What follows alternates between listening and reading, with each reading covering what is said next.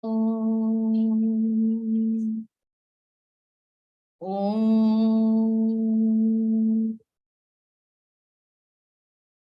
Om.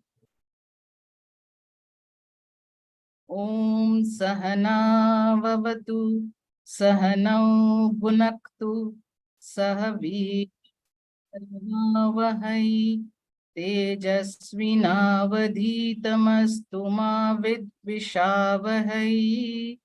Om Shanti Shanti Shanti Samasta Jana Kalyani Niratam Karunamayam Namami Chinmayam Devam Sadgurum Brahma Vidvaram Sadgurum Brahma Vidvaram. Hari Om.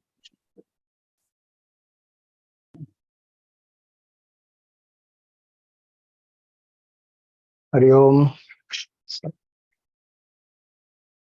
Om Satchidananda Rupaya Vishvotpatyadi Hetave Tapatraya Vinashaya Shri Krishnaya Vayam Namaha. Shantakaram Bhujagashayanam Padmanabham Suresham Vishwadharam Gaganasadrisham Meghavarnam Shubhangam Lakshmikantam Kamalanayanam Yogibhirdhyanagamyam Vande Vishnum Bhavabhayaharam Sarvalokaikhanatham.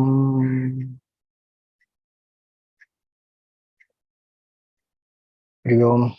Salutations to all. So in this Adhik Maas, Purushottam Maas, one of the sadhanas is to listen to the glory of Bhagwan. So various stories we will take up from Srimad Bhagavatam.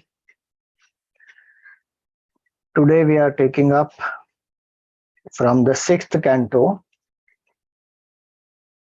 So the 6th canto is about Poshanam. It is about how Bhagwan nourishes and protects.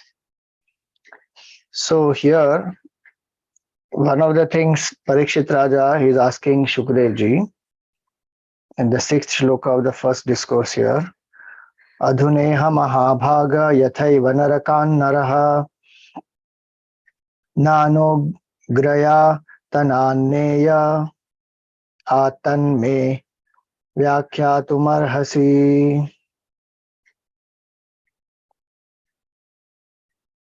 So he had described various types of hells in the 5th canto. So Parikshit Raja is asking here this question, that while be living in this world and acting, how is it that a person can escape from the hell? And those who think that there is no heaven and hell afterwards, it is not true. Heaven and hell, no doubt, one may say that, okay, a peaceful state of mind is heaven, a negative state of mind is hell. That is adharmik drishti. If we say harmony is there in the world outside, that is hell, heaven, and if there is disharmony, that is hell, that is adibhautik drishti. But there is adhidaivik also. So there are realms of consciousness. So Parikshit Raja has asked about that. And Shukdev ji says that since everybody does, not that it is justified, but it is human that we have weaknesses, we get tempted, we get distracted from the path of dharma, and we may land up doing what is, what is a sin, what is adharma. The result of that will be to experience the negative karma phala, which is papa. One has to go through hell. So Shukdev ji here he says that if a person does not atone in this very lifetime in the proper way, does not do the prayaschitta, one does mistakes, but if one does not do the prayaschitta, then whatever sins one has committed through the body, speech, through the mind, that person inevitably has to go to hell. And those he has already described in the earlier chapter, he says. And there the jiva goes through different types of punishments, troubles. The idea is karma gives karma phala. Negative karma will give negative karma phala, positive karma will give positive karma phala.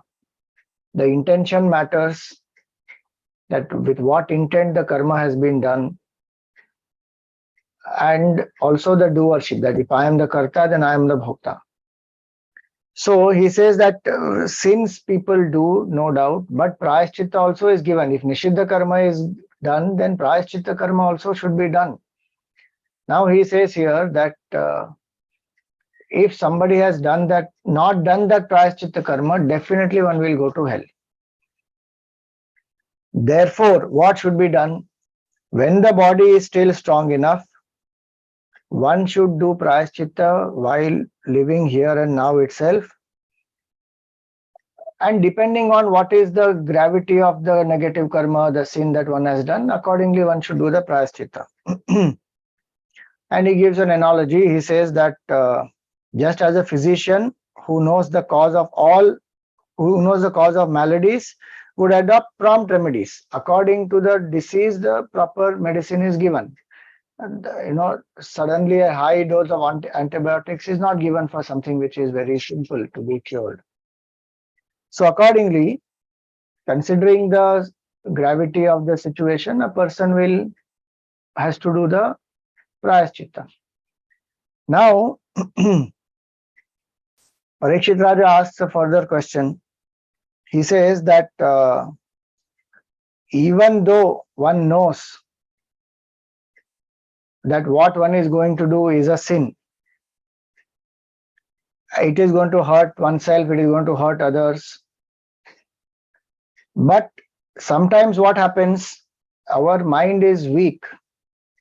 So knowingly we do the sin. Then we repent, we feel sad about it, and then we do prayaschitta also for it. But once again the mind gets tempted to do the same mistake, same sin again.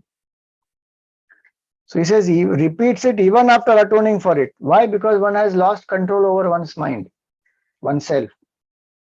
So in such a circumstance, what can be done? See, this is very human for many of us to go through, that we do something wrong, we know it is wrong, we feel guilty about it later on, then we do prayaschitta for it, but again the tendency does not go. Again we make the same mistake. Even simple things it applies. We are on the 6th chapter, discourse 1, 6th canto, discourse 1 in Bhagavatam.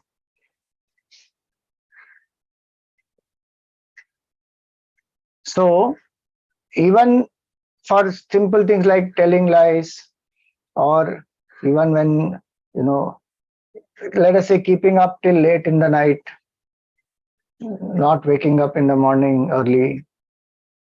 If you go by the Shastra, it is said if those who get up after sunrise are Rakshasas.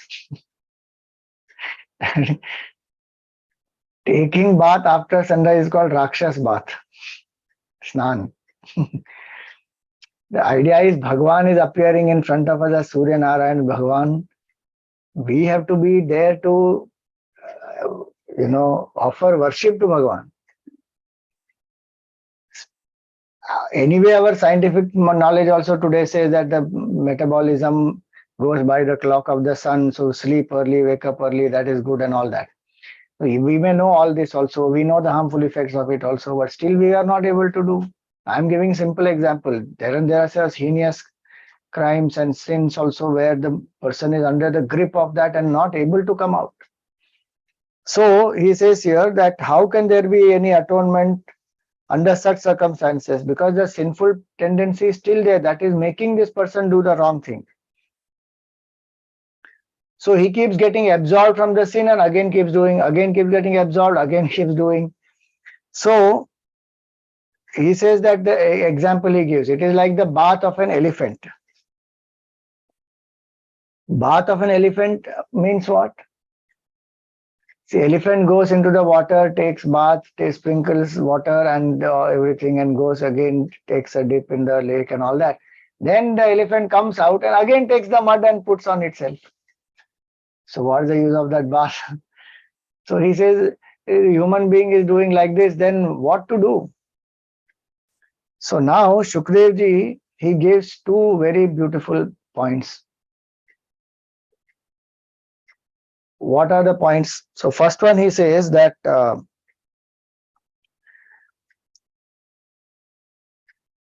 karmana karma nirharo nahyatyantika ishyate avidvad adhikaristvat prayaschittam vimarshanam.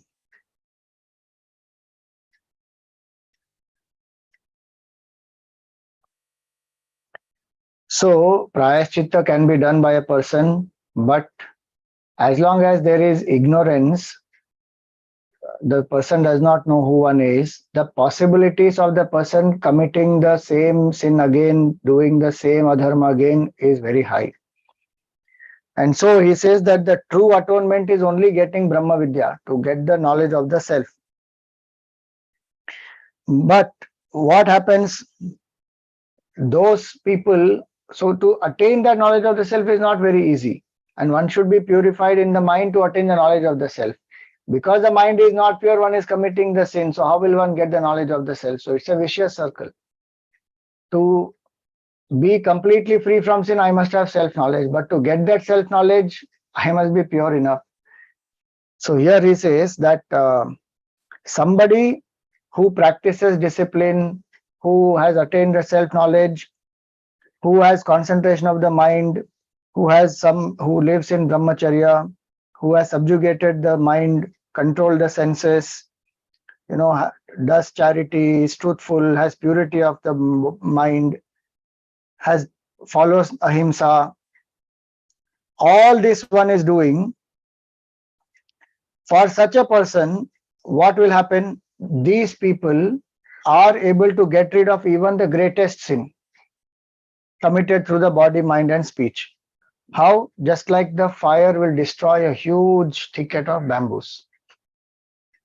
Now, people who are able to live righteously, following dharma like this, doing deep sadhana, focusing on the knowledge of the self, for them this is possible, he says. So that is first upai. You get to know the self, then the doership will destroy completely, then the person doesn't anymore commit sin.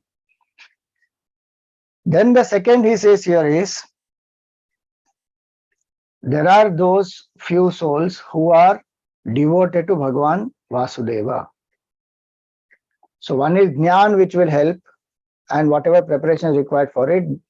But second he says is the bhakti towards the Lord.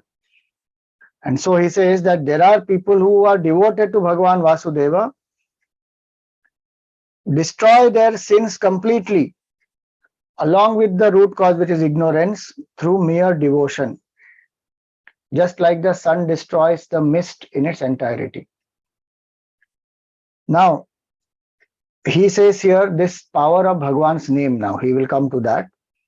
So he says that even a sinner is not purified so well through various other practices like tapasya or any other prayaschitta that one does, as much as one is when one serves, when one is devoted to Bhagwan Krishna and who serves the devotees of Bhagwan Krishna.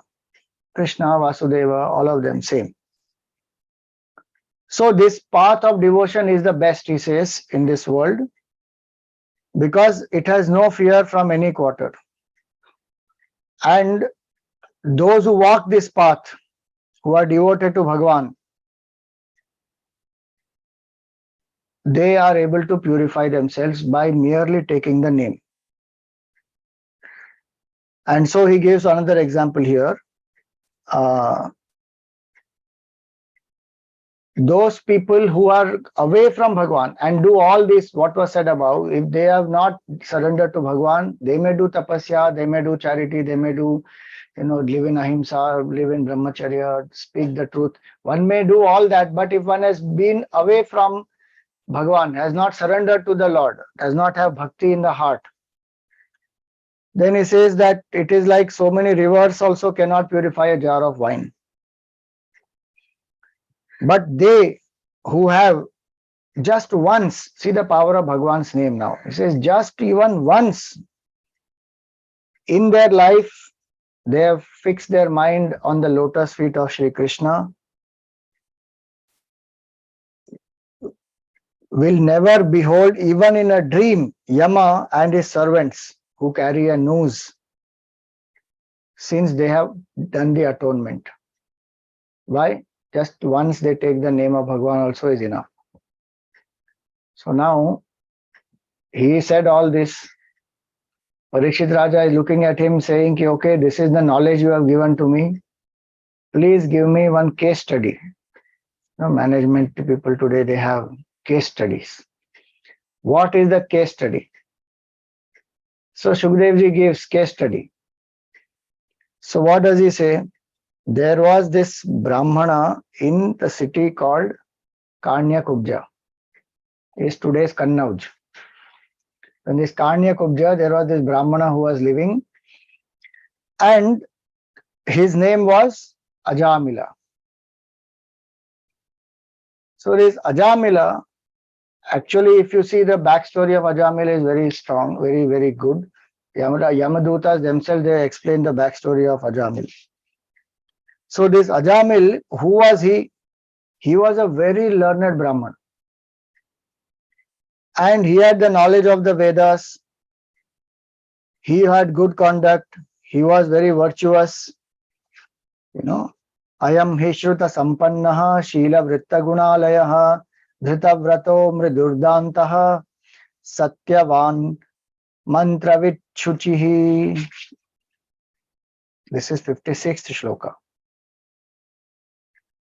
So he was he was having the knowledge of the Vedas, verily an abode of amiability, good conduct, virtues. He had taken a vow of worship and prayer. He had controlled his senses. He was gentle, truthful, well versed in the mantras, and pure in habits.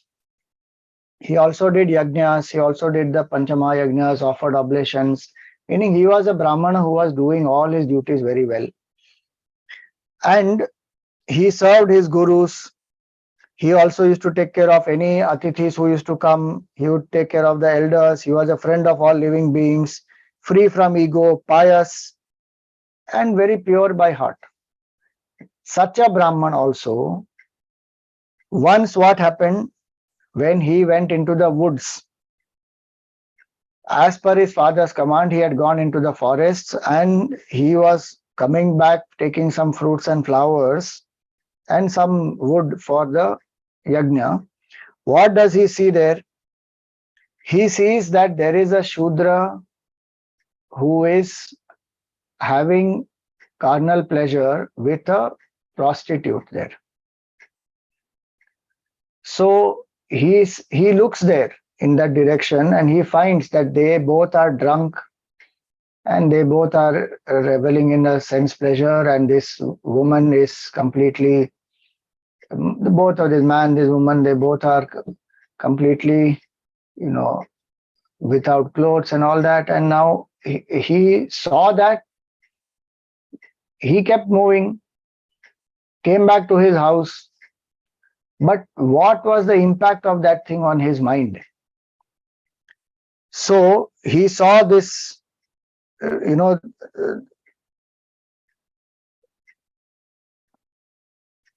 what is said here is that they both were drunk. Her eyes were swimming through intoxication. She was in half-naked condition, singing and joking with her. This man was there. Seeing her folded in the arms of that Shudra, which was painted with unguents exciting lust, this Ajamila, lust arose in him more. So, what happened to him? Extravagant passion arose in him and he succumbed to that. Succumbed to that in the sense he came back, but he is not able to remove that sight from his mind. It's very important. That's why is what we see and what we hear. And that creates such a powerful impact on the mind. It is not easy to remove that. And we take it for granted so easily. Anything we see, anything we hear, anything we speak, anything we eat, and then we say the mind is not at peace. How it will be? So sense control is very crucial. Now look at this Brahmana. So you see his background. He is such a pious person, following all the dharma, has studied the Veda, is doing seva. Even that person. So it's not enough just to have these virtues. So it is very important to also be extremely cautious and alert, because which vasana is there in us and what will manifest and which is dormant and which will suddenly manifest, nobody knows. Till one doesn't realize Brahman, one has to be very alert. So this Brahmana, he came back and he tried to control his mind through his, logical knowledge. And he was married also. He had a young wife. It is not that he has not enjoyed sense pleasure. He has enjoyed that sense pleasure also. But the mind now was so overpowered. In the Manusmriti it comes, Kama Turanam na bhayam na lajja. Somebody who is overpowered with kama will not have fear and will not have any shame also.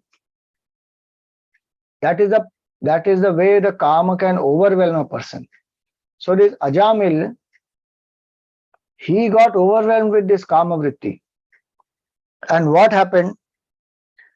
That even though he was very learned, this kama vritti so overpowered him that all his knowledge got eclipsed. Not only that, he was spending time thinking of that lady alone. He stopped doing his duty, stopped doing the yajna, stopped treating people properly. And what did he do? He went and met her. He started spending time with her. He started spending all the wealth that he had also on her. He had this young wife. He fought with her. He kicked her out of the house. And he did everything to please this lady, this prostitute. And what happened? Slowly, whatever money he had, wealth he had, all that he lost. What he was given by his father, all that he lost. He sent out his wife also. And he started spending more time with this lady. He brought her into the house. He married her. And he started living with her. He started begging and he started borrowing money from people just to please this woman. And slowly he started a family also with her. He had many children. 10 children he had with her. You just think about it. One simple act of perception which went into his mind and what it has led it to. You just think. The word Ajamila literally means, it has two meanings. Aja and Mila. Aja means Maya. Mila means combined with. Meaning one who is completely under the control of Maya. Ajamila. And Aja and Amila. Aja means Bhagwan, Supreme Lord, unborn. Amila means not mixed. Meaning somebody who has not connected to the Supreme and is completely enmeshed in Maya is Ajamila. So who is Ajamil? Swamiji, that Brahman of that Kanya Kubja is Ajamil. Each of us are Ajamil. Each of us, we may have knowledge, we may be seekers, we may be walking the path, but any one sight like this can bring so much into our mind and distract us, make us go away from the path of dharma, make us compromise. And does it not happen? So many things that we see, just like that, it will affect. Some advertisement we see and then we feel that, yeah, this I should do binge watching, 6 episodes, one by one, I will just finish seeing. And what did you sign up for? 5:30 morning mantra meditation, Shiva mantra meditation. What time did you go to sleep? 5 o'clock in the morning. Why? Because binge watching something. Just one advertisement or one message from somebody saying, have you watched this? This new series has just released. It is so amazing. I just I can't stop at one episode. I just had to finish it. And your friend has finished watching it. Now, one is lost. Next day morning, you have to get up and do some work, finish your, some timeline for a project, but everything is pushed. One side. This Ajamil's example there's many things to learn from here. So he saw this one thing and look at the whole process, a whole chain of events that has happened after that. His wife he has sent out. He is spending time doing all adharmik things. All dharmic duties that he was doing has stopped. All the wealth he has earned is gone for a waste. Now he is borrowing money from people, taking loan. And this stupid fellow, like this, he has lived his life completely.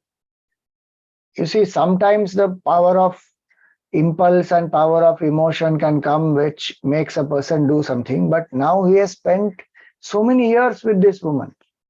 10 children are born. And it is said that this 10th child was the youngest, the smallest child that was just born. One day, one sadhu Mahatma came to that place. And that sadhu was asking around that who is the most pious person in this city, in this town.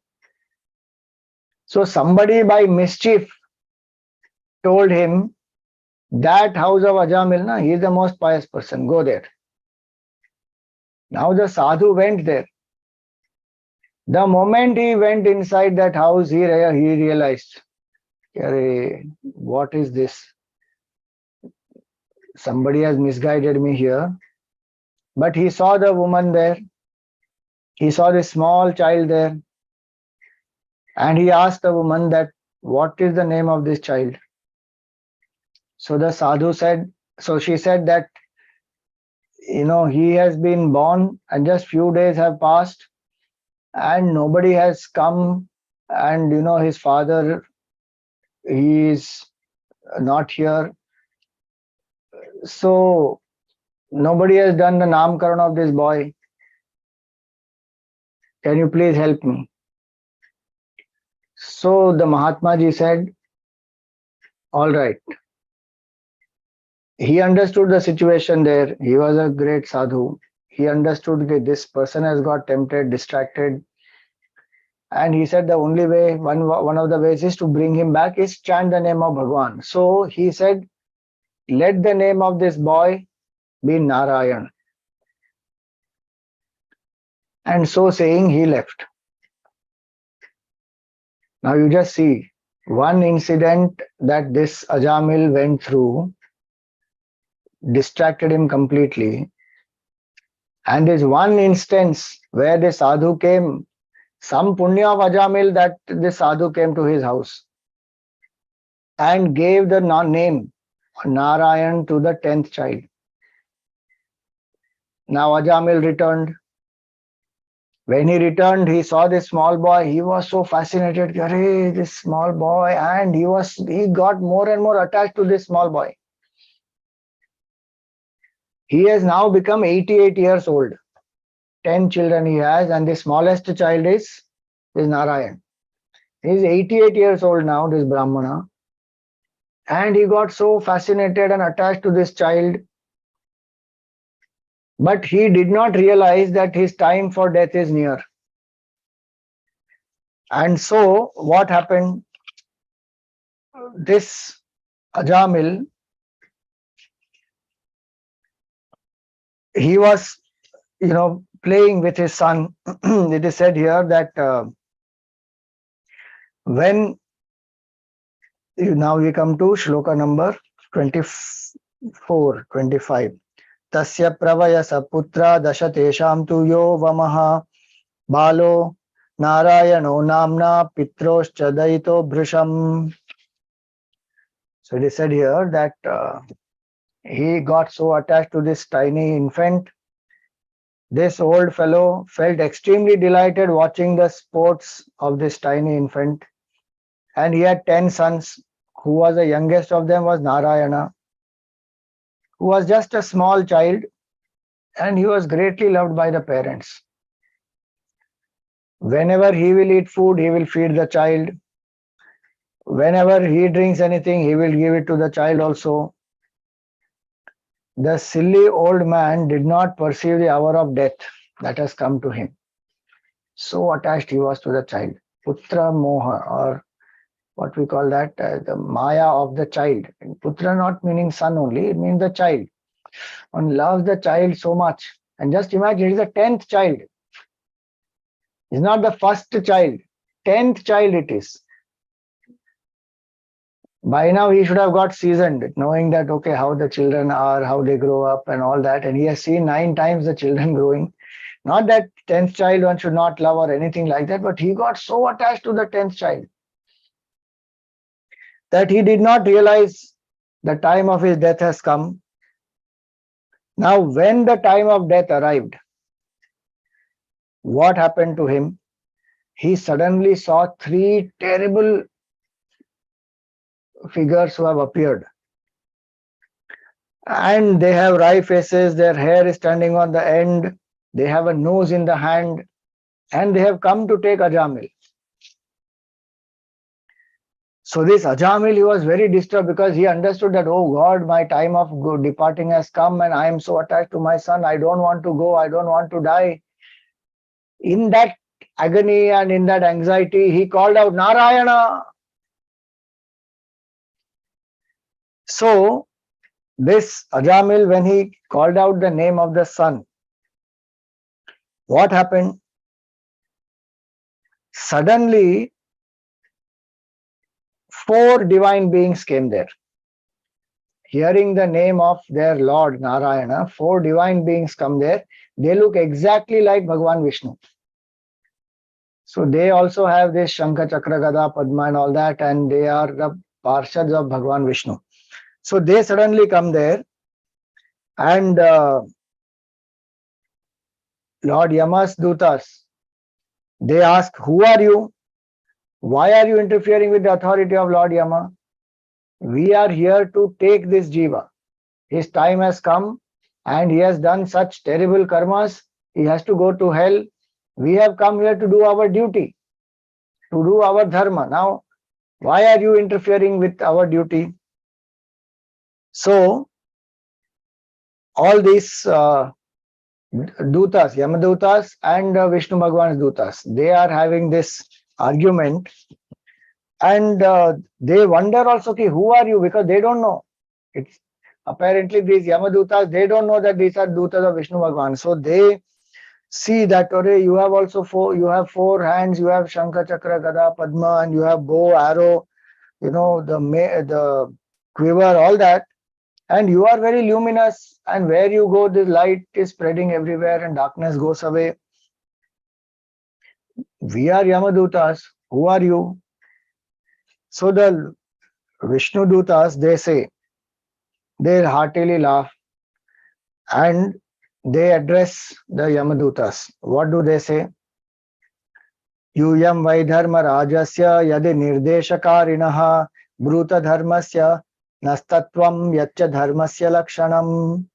He says, if you are really the servants of Lord Yama, please tell us what is the true character of Dharma. Dharmasya Lakshanam Yaccha. Katham svidhriyate dandaha kim vasya sthanamipsitam dandya kim karinah sarve ahos svitkati chindranam. So they ask him, that how do you give punishment? Who is intended to be the object of punishment? Are everybody subject to punishment or only some people subject to punishment? You please tell all this. So these Yamadutas are being questioned by the dutas of Bhagwan Vishnu. So what do the Yamadutas they say? This portion is a very beautiful portion. In detail, lot of things are given here about law of karma, etc. We will see it in brief here.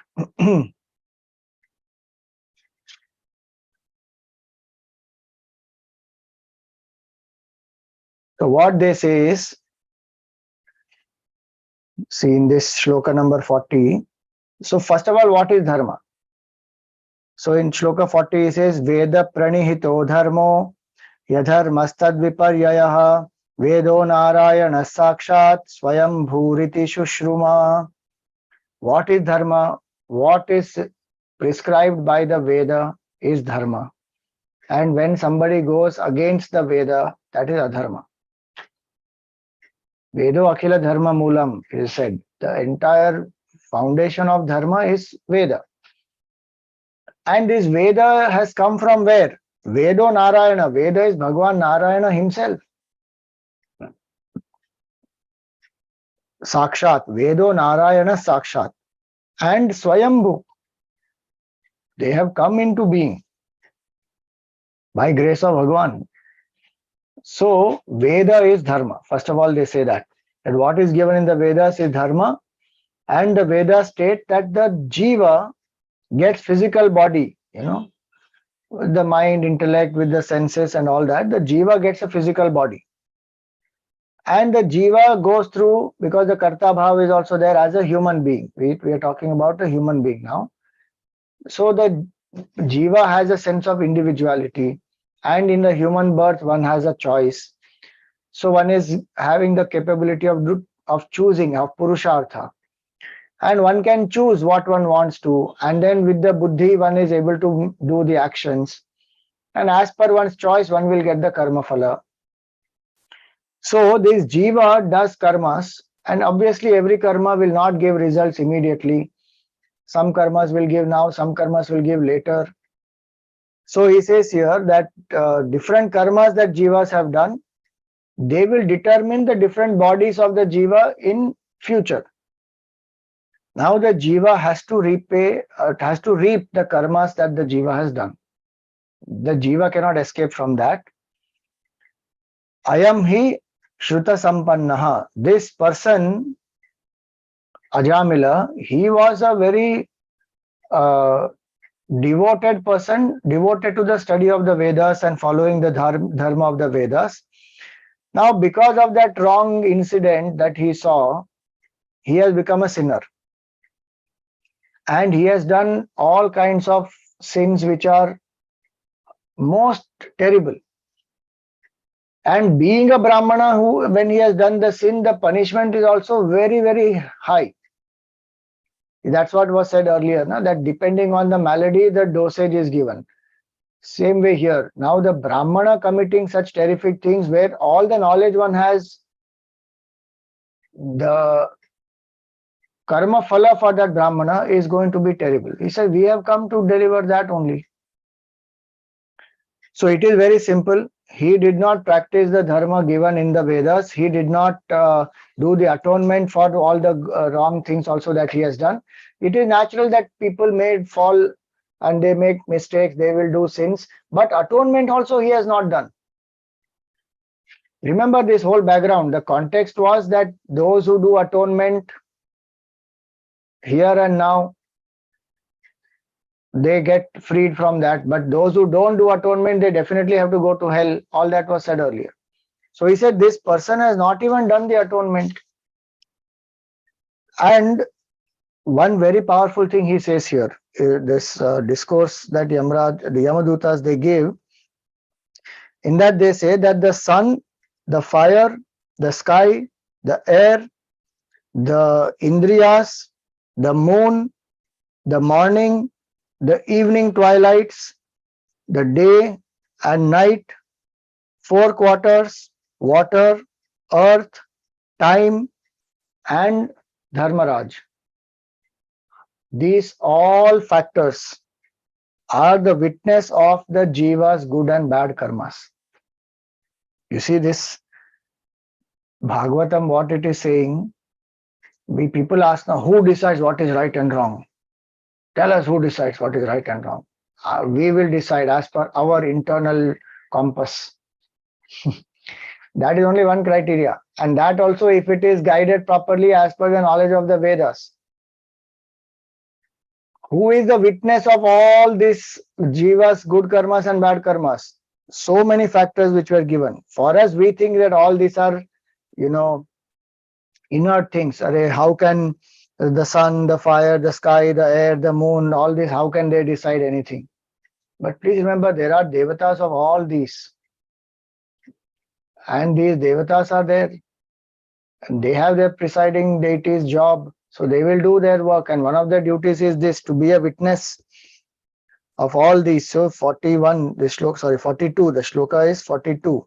If you read that 42nd shloka, he says that Suryogni Kamma Rudgavaha Soma Sandhyahani Dishaha Kanku Kalo Dharma iti Hyete Daihyasya Sakshinaha Etairadharmo Vijnataha Sthanam Dandasya Yujyate Sarve Karmanurodhena Dandamarhanti Karinaha.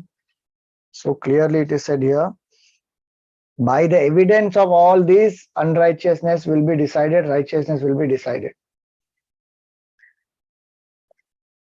And as per that, whatever is done unrighteously, that will deserve a punishment. And all the doers, without distinction, deserve punishment for their sinful actions. Meaning, if you do good karmas, then the bad karmas will get mutually cancelled. That will not happen.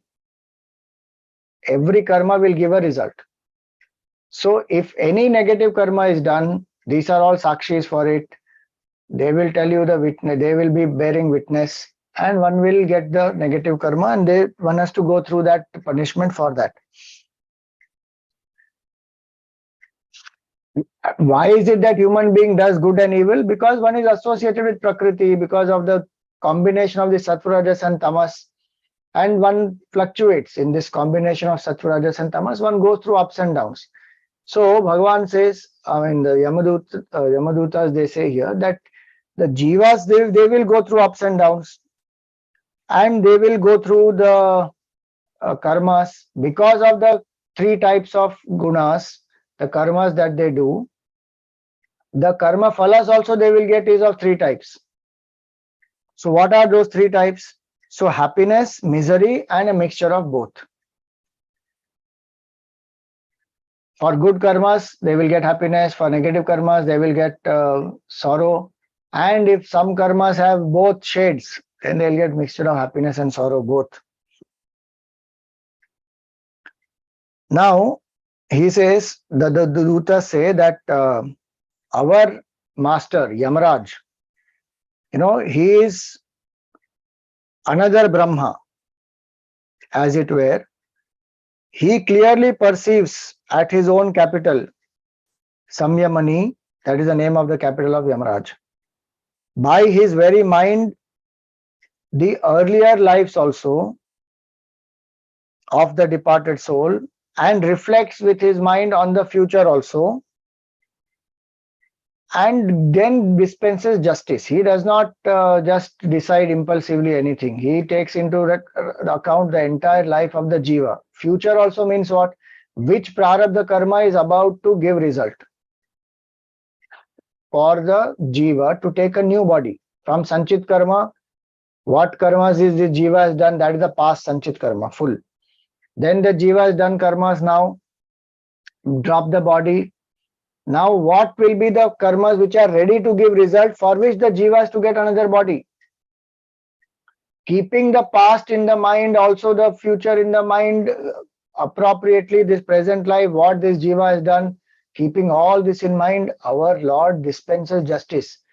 So they are saying to Vishnu Dutas that, it is not like somehow we have just come here and we want to take this Ajamila and go away. His past is considered, his future karmas are considered, all this is going to happen, and then our Lord gives the justice. Then he says,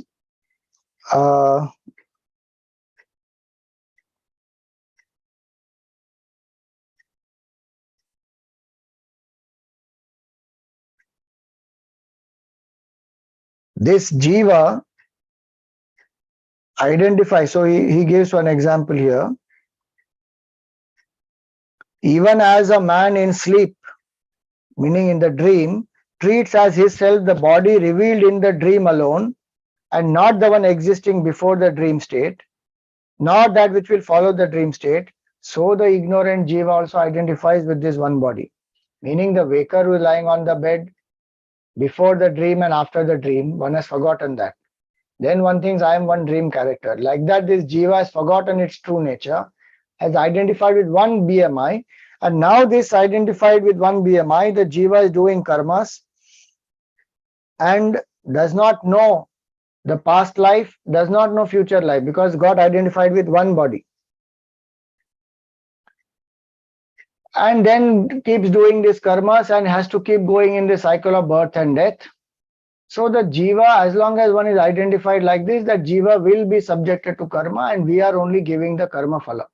We are not being partial at all. That ignorant jiva who has not subdued the five senses of perception and the mind is prompted to fall back upon action, and will keep doing this good karmas, bad karmas, mixture of good karmas and bad karmas.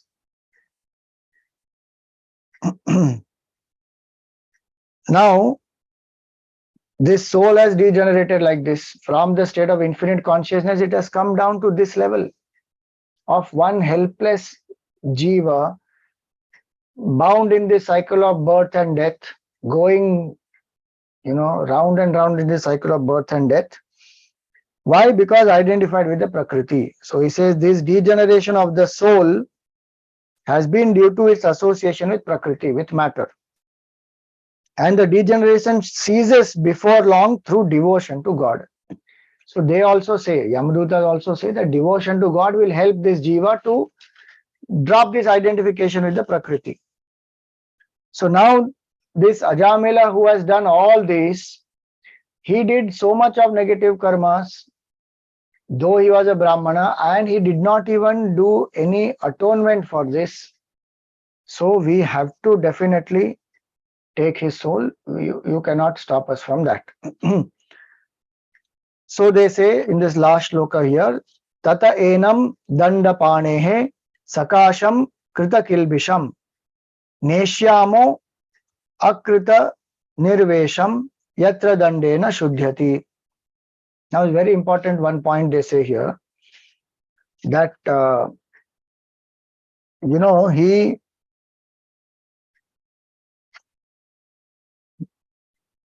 they say that we will take this Ajamil's jiva, this sinner who has not done any atonement.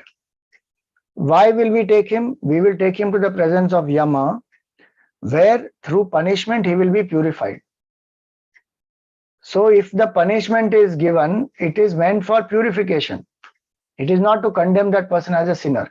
If for a wrong karma punishment is not given, one will continue to do wrong more and more and more. Eventually it will lead to more suffering only. So this danda has to be given for a negative karma, and he is the Lord of justice. Yamaraj is Dharmaraj. So we will take him there. So there the chapter 1 ends. Now the chapter 2 begins in this 6th canto. So when the Vishnudutas heard all this, they replied to Dharmaraj dutas. What did they say? Very interesting. They say, Aho kashtam dharmadrisham adharmasprishate sabham yatra dandyeshva papeshu dando vyaidhriyate vritha. He says, what a pity that unrighteousness should penetrate even the court of the knowers of dharma. Straight away they say that Yamaraj is supposed to be Dharmaraj, and even his court is penetrated by adharma. What a pity it is. Adharma sprishate sabham. Why do they say that? Because punishment is being unnecessarily inflicted by the very knowers of dharma on sinless people. They don't deserve any punishment. Acha, how is it like that? Then they say that if you are unequal, so if iniquity appears in the hearts of those who are protectors, like the father or a teacher of the people, or those who are beneficent, if such people also become unequal, then whose refuge will people take? And whatever great people do, the others will just follow. One interesting thing I found in this first chapter, when the Yamadutas are giving one discourse on the reason why they have come there. If you see shloka number 53, it is almost 80% what we find in the Gita. Nahi kaschit shanamapi jatutishtatya karmakrit karyate hyavashak karma gunai swabhavik kairbalat. That's there in the third chapter of the Gita. Same thing. First half is the same. Not a single moment one can be without doing action. And you will be pushed to do action. By what? There it is said, Sarva Prakriti Jair Gunaihi. Here it is said, Gunai Swabhavikair Balat. Meaning by your own gunas, you will be pushed to do karma. And same way in the second chapter of this sixth canto also, Yadyad Acharati Shreya Nitarastattadihate Shreyan Itarastattadihate Sayat Pramanam Kurute Lokastadanu Vartate. Again, third chapter, same verse. Little modification. Acha, they have shoplifted, huh? The idea is Bhagwan Vedavyasji is the author of the Bhagavatam also and Gita also. So what is wrong in that? The principle is the Yamadutas are being told by Vishnu dutas that whatever great people will do, others will just follow, and Yamaraj is looked upon by everybody. How can Yamaraj do injustice? How can Yamaraj do adharma? How can he give punishment to those who are sinless, who are not deserving any punishment? Then they say that like a brute, the common man himself has no knowledge of righteousness or unrighteousness and generally sleeps at ease over this question, resting his head on the lap of another. Meaning they depend on the ruler and preceptor. I mean, the guru is there or the king is there. They depend on them. Ki bhai, they will do nyaya, they will do dharma. We don't know what is dharma, adharma, all that. Now, if they themselves, those people themselves do. So, example he gives is the child sleeps happily in the lap of the mother with the full faith that the mother will protect me. Now, if the mother doesn't protect the child, then who will protect? Same way, common people, they depend on the king, they depend on the guru, they will know what is right and wrong, and they will guide. Now, the king here, Dharmaraj, if he is doing adharma, then what to talk more about this? So, now they are wondering, the Yamadutas are wondering, what is this? How is it that the Vishnu dutas are saying all this? Because they had great faith in the Dharmaraj, that Dharmaraj is dispensing justice and this person has not done atonement and he has to be taken and he has to go to hell. The rules apply same for everybody. All that they said earlier. Now the Vishnu dutas, they explain. Ayam hikrita nirvesho janma kotyam hasamapi yadvya jahara vivasho nama swastyayanam harehe. So they say that this person has actually done the atonement. This man has actually done the atonement, not only for the sins of this life, but even for the sins committed by him through millions of lives. So what are you talking about only one life? millions of lives of sins, whatever he has committed, this person has done the atonement. How? Even though in a helpless state at the time of death, he has done this chanting. He has, uttered the name of Bhagwan. Though it was not the intention, that he didn't think of Bhagwan and call. He thought of his son and he called. Said, though he uttered, though in a helpless state, the name of Sri Hari. It is not an ordinary name. It is the highest atonement for past sins. It is a direct means of attainment of supreme state of mukti. See, the sins are committed because we don't know oneness with the truth. And the highest of atonement is done for the highest type of sins. For both these, the solution is the name of Bhagwan. So they say that the atonement for all the sins of this sinner must have been made by the mere fact that he pronounced a mere semblance of the 4-syllabled word of the Lord Narayana. See that 8th shloka. Ete naiva yaghonosya kritam syad aghanishkritam yada narayanayeti jagada chaturaksharam. Narayana. 4 alphabets. These 4 alphabets he has already uttered. The articulation of a name of Lord Vishnu, that is the only thorough atonement for the sins of all classes of sinners. Now you see the list that is given. Be he a thief, a drinker of spirituous liquor, guilty of treachery to a friend, a Brahmana slayer, one sharing the bed of a preceptor's wife, a slayer of a woman, a king, one's own parents, or a cow, meaning slayer of all these 4. And whatever other types of sinners there may be, for thereby the Lord's own mind is directed towards the utterer. Bhagwan himself will be drawn towards the utterer. If the intention is there, then Bhagwan himself comes. If the intention is not there, then the dutas come. But either way, the name of Bhagwan by itself is powerful enough to destroy the sins of many, many lives. A sinner is not purified to that extent through any other process, like fasting, recommended by the expositions of the Vedas, as he is by the words standing as the names for Sri Hari. Articulated merely with the tongue, for the utterances of such words put him in mind of the divine attributes of the glory of the Lord. So when one remembers the name, then the form also will come in the mind, attributes also will come in the mind. Many of these things one will remember, and the mind will instantly get purified.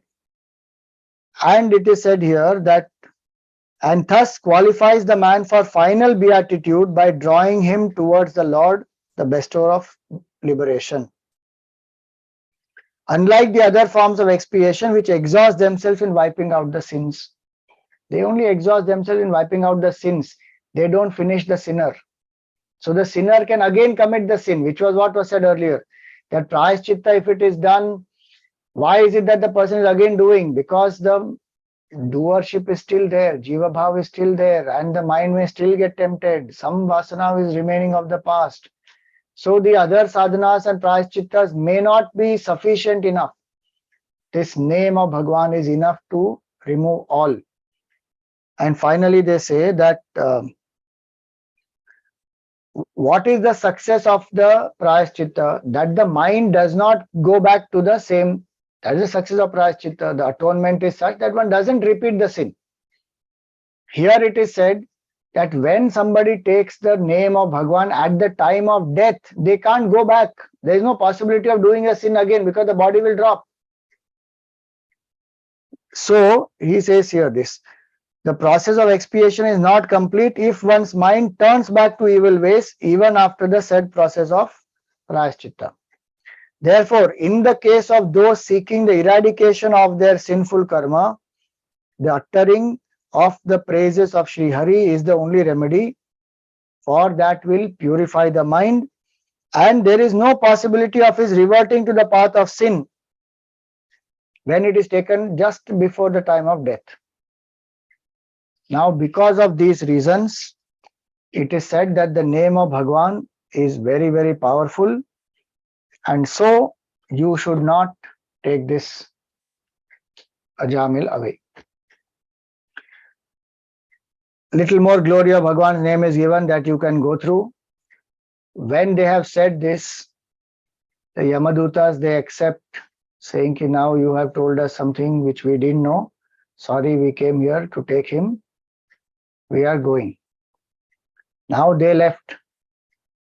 When they left, this Ajamil was so relieved because the news, etc., has gone away from his throat, and he is so happy. And he wants to thank these Vishnu dutas. They also disappear, gone suddenly. Now they are also not there. Now this Ajamil wakes up because, see, in childhood, now when we were told this story by our elders, they told the Ajamil called the name just like that, and then Vishnu dutas came and the Yamadutas went away. Vishnu dutas take him to the Vaikuntha and he got mukti. But when we open the book actually and read what is written in Bhagavatam, when they told me the story in my childhood, they never told all this backstory of Ajamil. They said Ajamil was a person, he was a very sensuous type of a person, and he did not have any faith in God. And he was having one child called Narayana. Like that one story is told. But this whole backstory and everything is not told. So in Bhagavatam, what happens? This Ajamila, he suddenly wakes up because he has understood this. It's in a dream-like situation. It's not that he actually died or is going to die immediately. He saw that he is on the deathbed and he is calling his son, and then these dutas and all that came. And when he heard all this, he got the clarity. So when he woke up, he said, I did not even take the name of Bhagwan willingly, and what I was, from what level of purity I have fallen to this wretched level. This is not befitting. I should leave all this. And Bhagwan, who is so compassionate, just because I called his name unintentionally, his dutas came and released me from these Yamadutas. What can I do when I actually, remember Bhagwan with all bhavana? So he repented very much. He felt very sad. He left the house, went to Gangadwar. Gangadwar is said here. Gangadwar is actually Haridwar, from the place where Mount Gangaji comes into the plains. So he went to Haridwar. He stayed there, fully dedicated himself to Bhagwan, doing his sadhana, remembering the Lord, absorbing his mind in the name of the Lord. And eventually, when he passed on, his body dropped. He went to the Yamadutas came, Vishnu dutas came, took him, and he got Salokya Mukti. He went to Vaikuntha. Now, this is the power of the name of Bhagwan. Why did we do this story today? Because from Monday onwards, you are going to do the japa of Om Namo Narayanaya. It is a beautiful story. There's many things to learn actually if you go into these details, because after this what happens is beautiful. That we will take up tomorrow. The little more philosophy is there in this. Yamadutas go back to Yamaraj and they ask him, you tell us, you are the supreme or there is anybody more superior than you? And they ask him 20 questions, because how can this jiva be liberated? He has done so much of sins, and how can we not go and take him? Many people will have that question also. One may say also that, acha, then we can do any type of sin and just say Narayana, ho gaya kaam. It is not like that. The power of Bhagwan's name is such that it will purify our mind. But our past vasanas are also such. We have to keep doing that sadhana. Yeah, this Ajamil also, he realized the power of Bhagwan's name, and then he went and he purified his mind again, lived again in dharma, and then he got the mukti. So that we will see. Tomorrow we will take up a little more of this and take some other story also. For now, we will stop here. Yeah, thank you so much, Swamiji, for that story on Ajamila, that even a sinful individual can be redeemed from their tendency to commit sin by uttering God's divine name. That it truly says that Bhagwan nourishes and protects us. Thank you so much for that story, and we look forward for that story tomorrow also. And now we have Bona doing the closing prayers. ॐ पूर्णमद पूर्णमिदं पूर्णात् पूर्णमुदच्यते पूर्णस्य पूर्णमादाय पूर्णमेवावशिष्यते ॐ शान्ति शान्ति शान्तिः हरि ॐ श्री गुरुभ्यो नमः हरि ओम।